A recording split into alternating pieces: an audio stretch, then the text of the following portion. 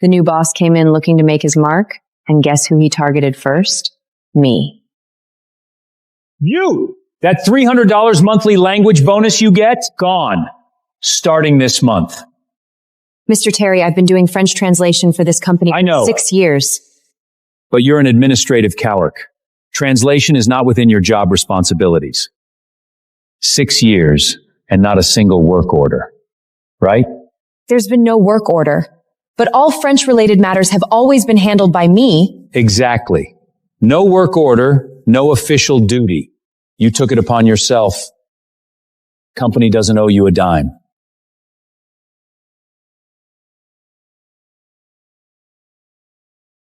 I said nothing more.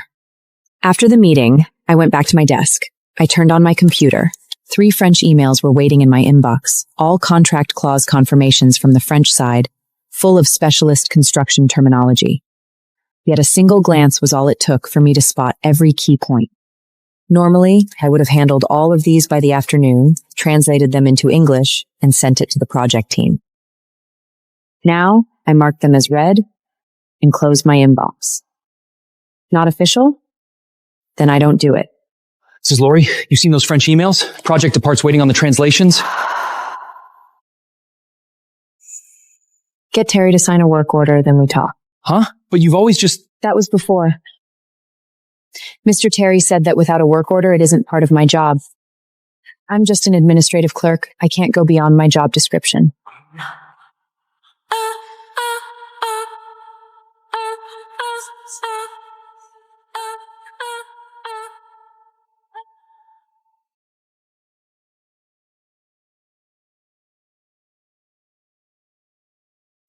Lori, there's something I think you should know ahead of time. At the end of the month, Mr. Martin, the French side's biggest client, is coming for a 3-day business visit, and he'll need full-time French escort interpretation. This is your chance. Forget about Terry. You have to seize this.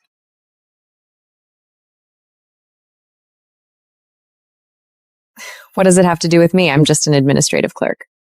Maya didn't know my real abilities, and Terry never understood my value to the company. In his eyes, I was just a low-level employee, quibbling over a $300 foreign language stipend, someone who couldn't see the bigger picture.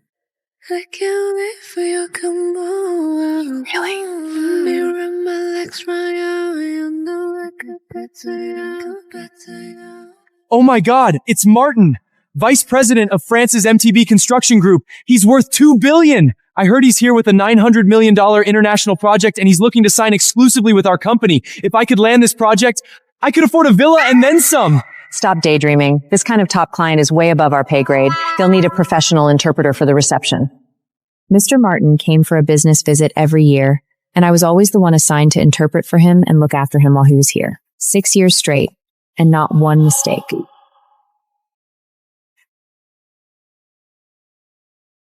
Hey, you! Yes, you! Come here. You must know about Mr. Martin's visit at the end of the month. You'll handle the translation and reception. Mr. Terry, you told me just last week that translation wasn't part of my job. This is different. Mr. Martin is one of the company's most important clients. Then will the stipend be reinstated? The company has already changed the policy. We're not making an exception just for you. Log the extra hours, and we'll give you some time off later. 6 years, more than 1,000 documents translated, dozens of international clients hosted, over 20 high-stakes negotiations interpreted, not one mistake. And to them, 6 years of flawless work was worth exactly 1 day off. Mr. Terry, I suggest you find a professional translation company. What do you mean? My French, not that great, wouldn't want to mess up the group's big deal. Erica Lori, you're giving this attitude now? I wouldn't dream of it. I'm merely an administrative clerk. Translation isn't part of my job. Your words. Fine. Get out of my office.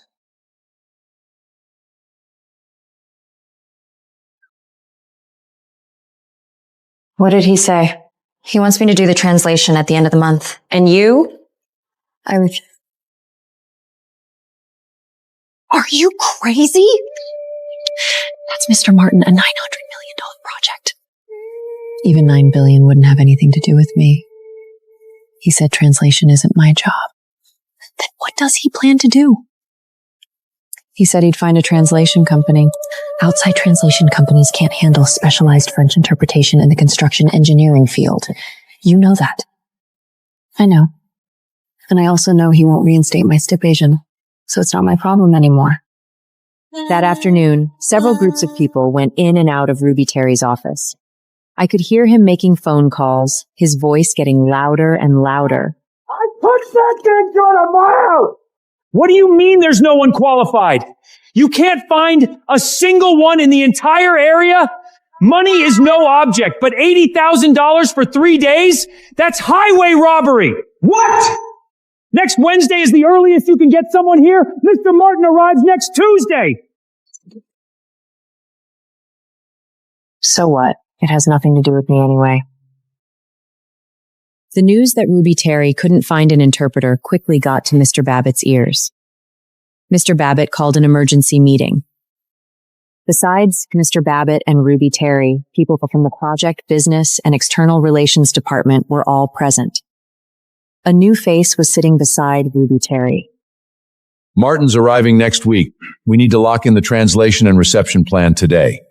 Terry, give us the status. Mr. Babbitt, I've contacted 3 translation companies. French interpretation specializing in construction engineering is indeed quite scarcing. The quotes are high and the timing doesn't work. However, I've found someone better. Monica Rosa, master's from Lyon Business School in France, studied and worked in France for 3 years, and just joined our administration department last month. Hello, everyone. I lived in France for 3 years, so daily French is absolutely no problem. I've done some business interpreting too. You can count on me. And construction engineering terms, are you familiar with those? I mean, I can prep. Wasn't Erica Laurie on this? She's done it 6 years, knows the French side inside out. Mr. Babbitt, Erica's an admin clerk. Translation's not in her job same. The old setup was loose. I tightened it up. Moreover, Monica Rosa has formal training and studied in France. Her level of professionalism is higher than Erica Laurie's. Shit. Erica Laurie, what do you say? Mr. Babbitt, Mr. Terry is right. Translation's not my job. I did it 6 years because the company needed it. I didn't say no. Now, Mr. Terry has made new calls, and Monica Rosa has spent 3 years in France. She's surely more professional than me. Have Monica prepare. Erica, pull together all the old translation files and hand them over. Help her out. Oh, Erica, you're just as nice, as they say. Those previous French translation materials, I'd appreciate it if you could compile them for me as soon as possible so I can get familiar with them beforehand. I could tell. She was polite on the surface. When she looked at me, there was a clear sense of superiority. This afternoon. Erica, don't take it personal. It's not that anyone's trying to steal your work. Mr. Terry just thought it was too much for an administrative clerk to also do translation, so he brought me to share the load. Have you passed ACTF Superior? What? Have you passed the ACTF Superior? I'm a business school grad. We don't take that. What about ATA certification?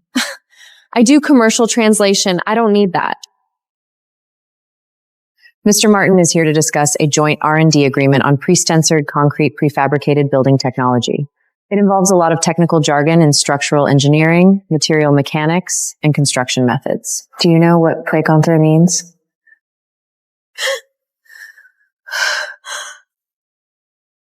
When the time comes, I'll just say hi in French. It's all about charm, okay? Mr. Terry hasn't said a thing, so back off! You don't even know the basics. No one's going to trust you. Better prep while you still can.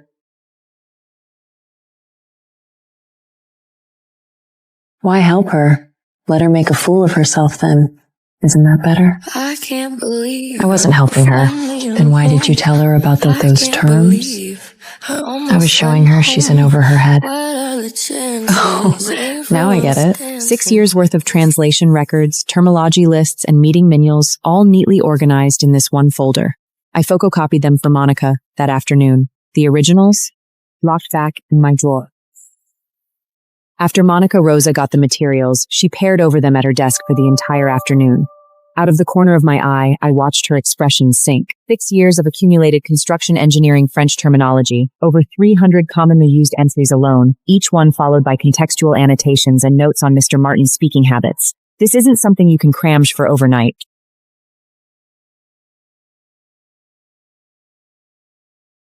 Monica!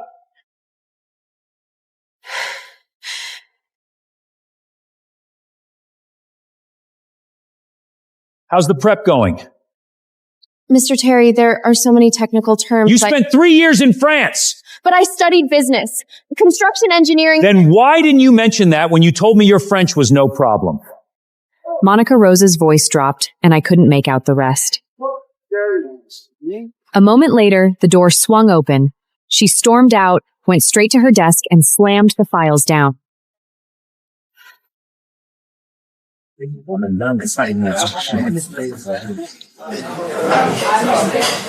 Ruby called 2 more agencies today. One quoted 12 grand for 3 days, rush. The other said they can't handle French interpretation for construction engineering. He agreed to pay $12,000? No. Mr. Babley approved a budget cap of $5,000. He wouldn't dare go over it. Then there's nothing we can do. There's something else. Ruby reported to Babel today. He said Monica's fully prepped and ready. He knows Monica Rosa can't do it. Of course he knows, but he can't admit that he just kicked you out and immediately couldn't find a replacement. That would be a slap in the face. He doesn't speak French, much less understand how rare French expertise is. He's just grasping at straws. So he'd rather risk a $900 million project. Wow. That afternoon, Paul Carter from the project department came to see me. He's the deputy manager of the department and knows the French partnership inside out. Erica, I'll be straight with you. Rosa's French level can't handle Martin. I know. Could you... Carter, Mr. Terry assigned Monica Rosa. I'm an admin clerk, not my place. This isn't about place. Martin's here to close the tech transfer terms for phase 2. 80 pages. The technical appendix alone is 80 pages of French text. You expect Monica Rosa to translate that? Go talk to Mr. Terry. I did. He said Monica Rosa's is fine. Then there's no problem. Erica, Lori, you've changed. I haven't. Someone just told me that what I do doesn't count as work. After Paul Carter left, I started working on administrative reports. I did translation work for 6 years. Never once late, never once made an error, never once asked for a cent of overtime pay. The only compensation? A monthly language bonus, $300. Now even that is gone. So let the chips fall where they may.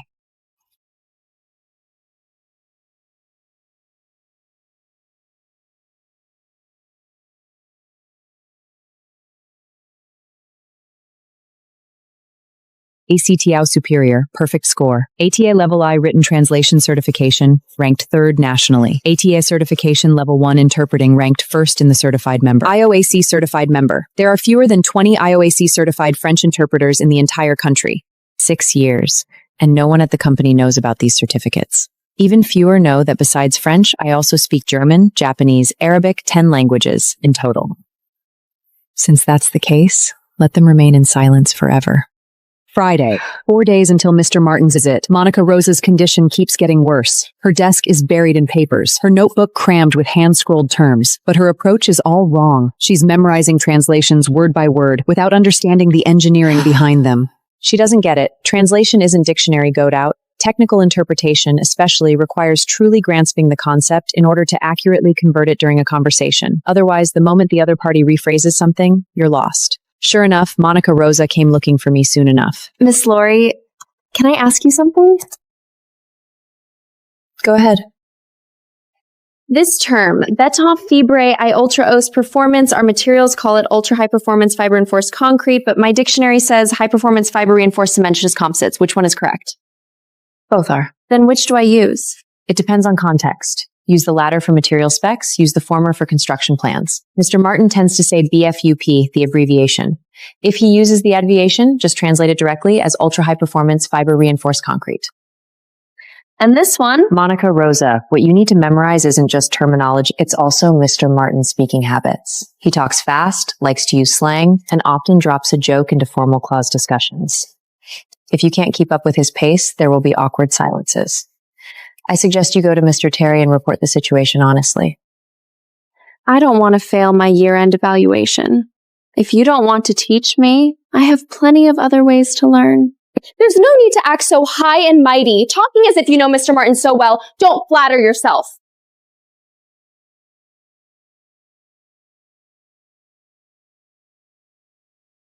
But Monica's arrogance doesn't last long.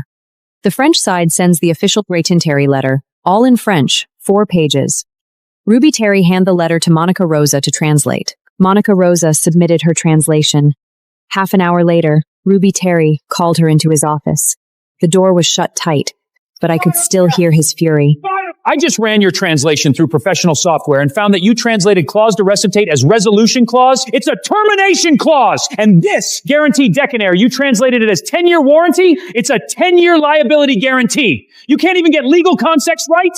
Mr. Terry, Don't waste my time. I may not speak French, but you can't fool me. You will get this translation done or you'll be facing a lawsuit. Get out!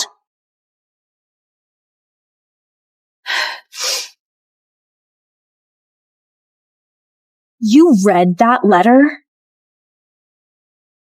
I did. The French side secretary to shared inbox. so you knew I'd screw up? That letter? Legal French. Not your average business French. Lyon Business School doesn't teach that. You set me up. Monica Rosa, remember this one thing. In this game, there are no shortcuts. Whether it's 3 years or 30, that doesn't make you a professional interpreter. Just speaking French isn't enough.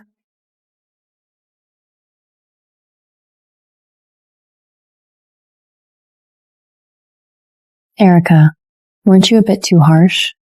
I wasn't harsh. I've been where she is. 6 years ago, the first time I interpreted for Mr. Martin, I was so nervous the night before that I didn't sleep a wink. But before I ever took that on, I spent 4 years getting every certification I could. So you've been hiding your abilities all along? With skills this great, you should tell everyone and really put Terry and Rosa in their place. Why put up with all this mistreatment for no reason? Right now, I just do my own job. I don't want to rock the boat. That's exactly it, because you never push back. They walk all over you. Tonight, MBT Group VP Martin lands at MIA. Everyone dress formally and bring the French welcome letters.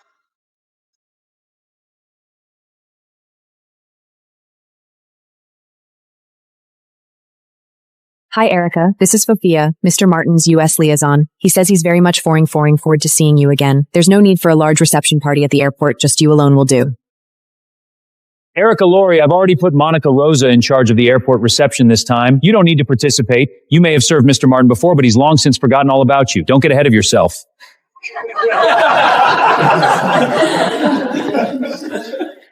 Ruby Terry is dead set on keeping you out of sight.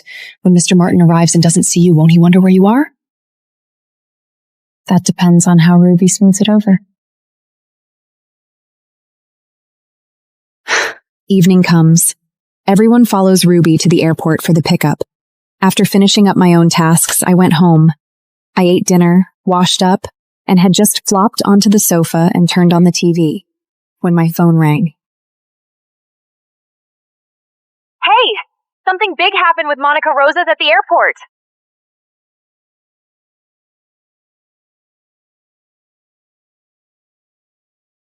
Assist with French translation, support Monica Rose with translation and reception during VP Martin's visit. 6 years, and the first work order I've ever received is to serve as someone else's backdrop.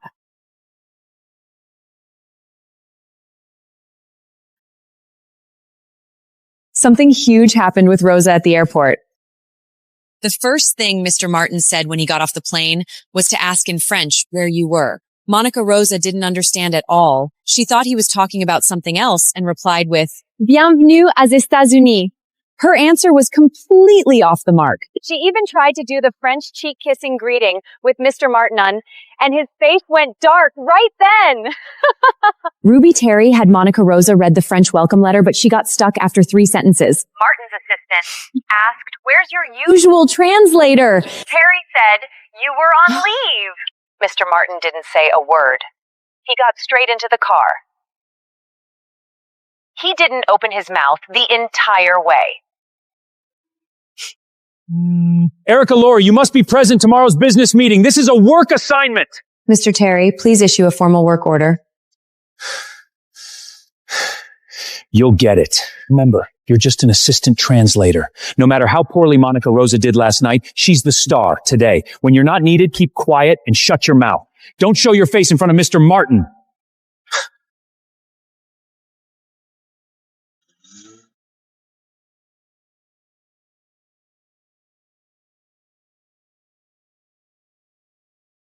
Monsieur Martien, je suis responsable de l'erreur d'hier. Aujourd'hui, Je ne veux que cette terre fait-tête. Une soirée n'a pas suffi à se préparer. C'est ça votre attitude? Une visite aussi importante et vous m'envoyez une amateur pour me doulir. I'm just an ordinary employee. Ruby Terry has explicitly warned me not to show my face. Besides, even my $300 monthly stipends has been cut. Why should I bother? But this project is the company's largest order of the year, and Mr. Martin has great confidence in me. If this deal falls through, both sides take a big hit. Monsieur Martin, le fait est que, puisque c'est le choix de votre groupe Verity Construction, très bien. Cette coopération de 900 millions est suspendée dès maintenant. Et je contacterai toutes les grandes entreprises à l'Édanier pour mettre fin à toute collaboration avec votre groupe Verity Construction. Monsieur Martin! Erika! Ça fait longtemps, Monsieur Martin.